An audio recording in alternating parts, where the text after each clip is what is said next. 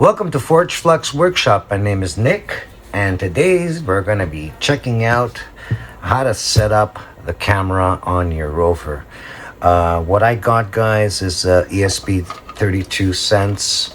The ESP32 cents that I got, I also printed out this 3D casing, which I find amazing. It's got a 3D axis to it, which I can easily attach a servo on the inside over here and guide it left, right, up, down, and so on, which is amazing. As for the configuration of this, I'll be explaining to you how to do that in the video.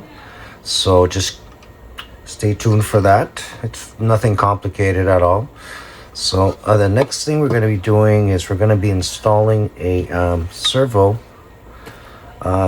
switch.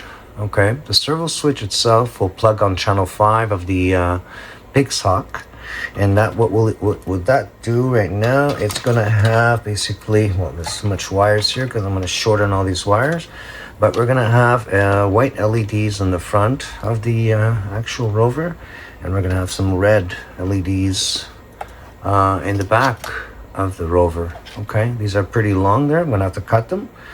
And on top of that, we're gonna have a little light, like a strobe light on top of the rover. So to install the camera, you need to go to Board Manager, okay, and look for search for ESP32. You're going to see one is called ESP32 Expressive Systems, which I already installed. You click and then you install this. Once that is done, I'm going to provide you a link where you can go ahead and copy the code that you can paste and upload to the ESP32 cents to get your Wi-Fi access point. That is basically it for the camera itself. The next thing I got is this 3D mount with a pivot point for the ESP32 cents camera with Wi-Fi integration. This 3D print is made by iBox LT.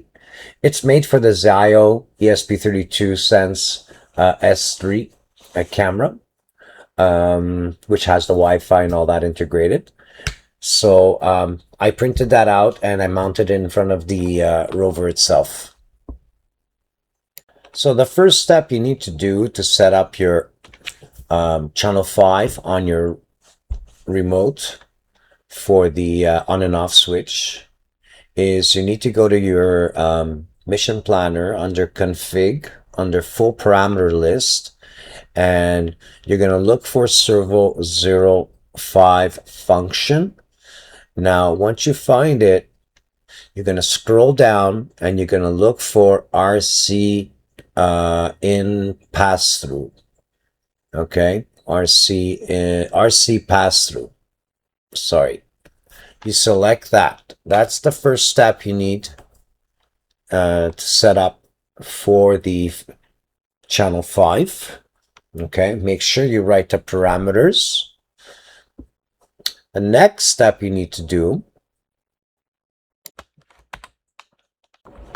you go same place, you search for RC5 and you look for the RC5 option. Now this one here, it was set for arm disarm, which I switched it to switch number 6. So now for this RC5 option, I'm going to select do nothing. Okay, and save. Now to make sure things are working, you're going to go to your setup and you're going to go under radio calibration. And once you're there, you see now I'm clicking on and off my switch number 5, switch number 6 that I set up, and it's the lever is going from 1000 to 2000, which is exactly what it's supposed to do. That is telling you that the signal is working and the Pixhawk is communicating with your remote control, which is exactly what you want. If you want to purchase the same switch as Amazon is selling it for $12.99. This is the one I got. So the signal will go on my pin 5 of my PWM. So again, we have to follow direction, which is white towards the top, which is the signal wire. So let's go ahead and plug that to number 5. Okay, and let's see if that's in. Yeah, that's in. So that's in right there. So now just to test it out, we're gonna give it some power. So right now here, we'll plug in the lights, just manually squeeze these little tips in here. Okay, there we go. So that goes to the lights, that's the output. And this is the input. For the input, we're going to use,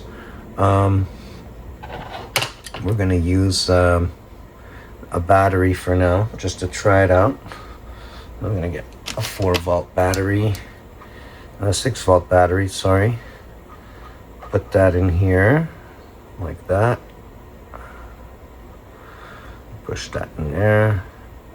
Push this in here. Okay, just like that. So now basically, we're going to try and switch on and off the switch.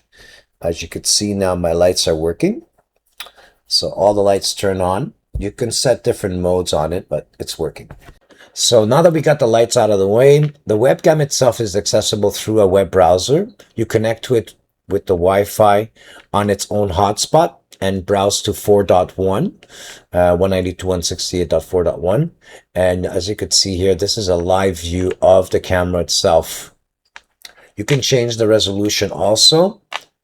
And there you go, guys. That's it for this episode. We successfully set up the servo-switch and configured the Zio ESP32 Sense camera as its own Wi-Fi hotspot, allowing us to connect directly to view the live camera feed.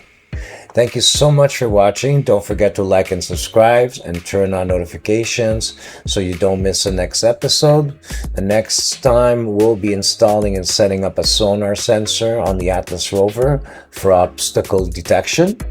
Thanks for watching ForgeFlux Workshop. Keep creating, keep learning, and keep building. See you in the next episode.